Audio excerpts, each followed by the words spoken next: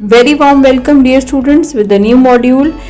This is fifth module, and the topic or the title of the module is the monetary policy and monetary management. As the name indicates, in this going to discuss the financial sector of the economy, and let's have the brief overview or outline of this module. First of all, we'll discuss the importance of financial sector with reference to any economy or with reference to specifically the developing economy. Then we'll discuss the development of banking sector. So over the years, over the time period, the development of banking sector we'll discuss, and then we'll discuss the monetary policy in the Pakistan. So let's start. Guys, the sound financial sector or sound monetary sector is an integral part of any growing economy, any developing economy. So it's very important to have a sound financial sector if the economy is to grow or if the economy is to develop. So it should be the important component of economic policy of every country to develop a dynamic financial sector in that economy. And what's the perspective behind? The basic objective of having a sound financial system is to channelize the resources, channelize the savings, domestic savings or savings from the economy into potential investment projects or potential investments in the country. Savings are channelized towards high return investments in the country, and that would contribute towards the economic development or economic growth of the country. So that this aspect highlights the importance of having a sound financial sector or monetary sector in the economy. So it would help out in channelizing the savings, domestic savings towards investment. The financial sector of any economy or even in our economy consists of commercial banks in the country or the microfinance banks in the country, development finance institutions in the country, insurance companies, mudaraba companies, mutual funds, non-bank financial institutions, so etc. etc. All these combinedly make up the financial sector of the economy or the monetary sector of the country. So importance of development of a sound banking system or financial sector is very much high in case of Pakistan. The country like Pakistan still having only 14 or 15% contribution by the households. 14 or 15% households use the financial products from the formal financial institutions like savings or credit. Generally household used to prefer to have savings at home, and they take up loan from family or friends in time of need. Important to develop and channelize the savings of all these households which does not go for formal financial institution product. First of all, we'll see the development of banking sector in Pakistan before going towards the changing nature of financial sector in Pakistan. Let's have a start from the time of partition कि जब पाकिस्तान बना था तो उस वक्त क्या situation थी. पाकिस्तान जब बना था in 1947, we were not having single central bank. Reserve Bank of India जो था वो इंडिया का सेंट्रल बैंक था. So we were not having central bank of the country. And in the united India that includes East Pakistan, West Pakistan and the geographical area of India, that were having 3,496 branches of scheduled banks, and out of these number only 631 comes in East and West Pakistan, and out of these 631 only 213 were operative. सो सिर्फ 213 जो branches थी वो operative थी जब पाकिस्तान बना overall East and West Pakistan में, और हमारा कोई भी सेंट्रल बैंक नहीं था. So immediately after partition State Bank of Pakistan was inaugurated by Quaid Azam Mohammad Ali Jinnah in 1st July 1948. So it started working. State Bank of Pakistan को immediately after its operations, start of operation, assigned two important tasks. First was note issuing. State Bank of Pakistan was the sole note issuing authority in the country, because at that time government of Pakistan was not having printing press for currency. And secondly, to establish a sound banking system. कि एक अच्छा sound banking system जो है वो develop करना state bank की जिम्मेदारी थी. So, in the first 18 months after State Bank of Pakistan started its operations, it managed to open 51 new branches of the banks in United Pakistan, out of which 28 branches were of Pakistani banks, rest were foreign banks or exchange banks.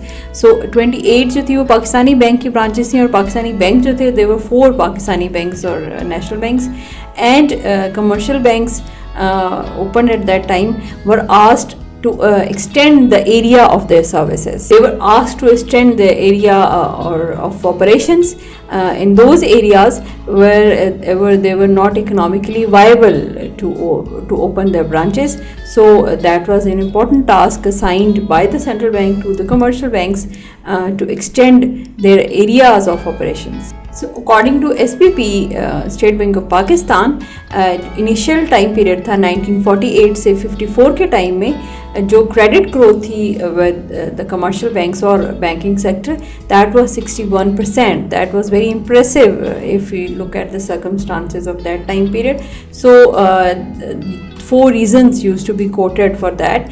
First of all, the economy started rehabilitation after partition. जो 47 में जब partition हो गई तो gradually economy जो है वो establish होना शुरू हो गई, और यही वो time था जब हमारा economic growth was very impressive. So that was the first reason behind this increase in the credit growth with the banking sector.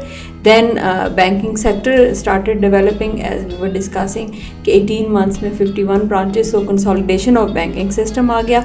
Then at that time we were having favorable balance of payment, and there was impact of inflow from Muslims around the world towards this newly established Muslim country. So these were 4 major reasons behind increase in the credit growth in that time period, an impressive increase of 61% in the short span of time 48 से 54 के time में.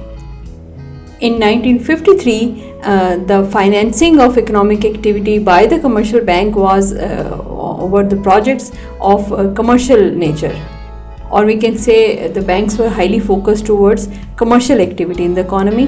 But in 1960s and 70s, much of the focus by the commercial banks towards economic activity changed due to changing nature in the overall economic activity in the country. So disbursement of credit or the focus of disbursement of credit changes in 1960s and 70s time period. Then comes the time period of 1970s. 1970s में आने वाली जो democratic government थी उसका election manifesto में जो commitment थी that was nationalization. With the first day of 1974 there comes the law which was Bank Nationalization Ordinance that was implemented in 1974, according to which all the rights comes with the federal government. The federal government had exclusive rights of ownership, management and control of all the banks in the country. So all the banks were to be nationalized, and the shareholders were compensated with the federal bonds, and those federal bonds were repayable within the time frame of 15 years at any time. So nationalization of banks started. Before this nationalization there was argument that banking sector needs reforms की जो एक vibe थी, और फिर 1970s में there comes nationalization, and 74 में nationalization ordinance of the banks was implemented, and under which now the banks are to be nationalized, and the federal government is going to take the whole control of all the banks in the country. So there were 2 kinds of results with every policy action. So nationalization of the banks brings some advantages and some disadvantages. The first and foremost advantage is that nationalization of the banks is targeted towards meeting some socio-economic objectives. कि अब जो है bank branches जो हैं वो बहुत extend हुई, और हर वो एक टाउनशिप जहाँ पे 2000 से ज़्यादा लोग रहते हैं वहाँ पे the banks were bound to open a branch. और इसका जो बेसिक नेगेटिव कॉन्सिक्वेंस और डिसएडवांटेजेस ऑफ नेशनलाइजेशन को अगर आप देखें तो there was political pressure due to which the banks were overcrowded, overstaffed, and overcrowded means एक छोटे से एरिया में भी एक ही जगह पे 2-3 बैंक ब्रांचेस जो है वो साथ साथ होती थी. regardless of the deposit potential, branches were opened. So this was the disadvantage of nationalization, and meeting the socio-economic objective was the important advantage of this nationalization of commercial banks. Then comes the time period of 1979, when the extensive sense of Islamization comes in the economy, and that has also affected or transformed or brings changes in the banking sector as well in the country. After the Islamization process, the financial sector has gone substantial changes in its structure in the economy. In 1977 September, Council of Islamic Ideology was asked to prepare a blueprint for a financial sector which is interest free. सूद से पाक जो है वो financial sector का एक blueprint prepare करने को कहा गया CII को. CII की बेसिक रिकमेंडेशन ही ये थी कि removal of interest from the financial sector of the economy, and at that time 1979 में the government announced to make a financial sector or to develop a financial sector within 3 years of time period which is interest free. So they committed कि वो economy से interest को या सूद को बिल्कुल ख़त्म कर देंगे 3 साल के अंदर. और फिर इस इस्लामाइजेशन प्रोसेस के अंडर 1981 में what happened is all the nationalized banks they opened up separate counters for having interest free profit and loss sharing deposit accounts. जे सारे ही जो हमारे नेशनल बैंक्स थे they started having their operations over Islamic modes in having with the separate counter, and the Islamic modes of financing were launched. That includes musharaka, murabaha and mudaraba. ये 3 जो Islamic modes of financing है ये भी 1981 में out of this Islamic banking spirit launch हुए. So that brings a big change in the financial sector of our economy.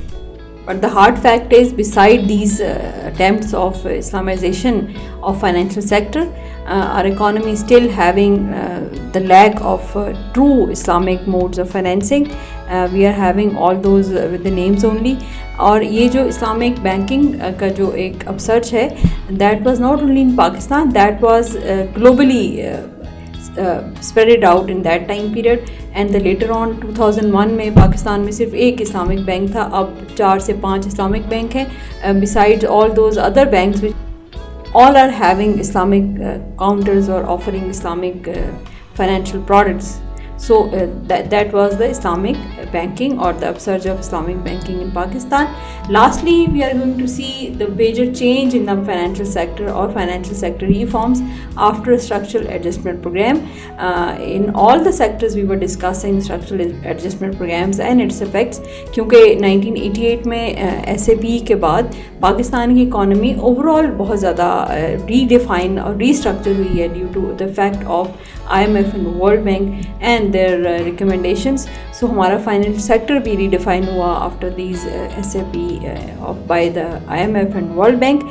First of all, they recommended and they were implemented financial sector reforms. So out of these reforms, there comes numerous dramatic changes in the finance sector of the economy. First of all, there comes liberalization and denationalization.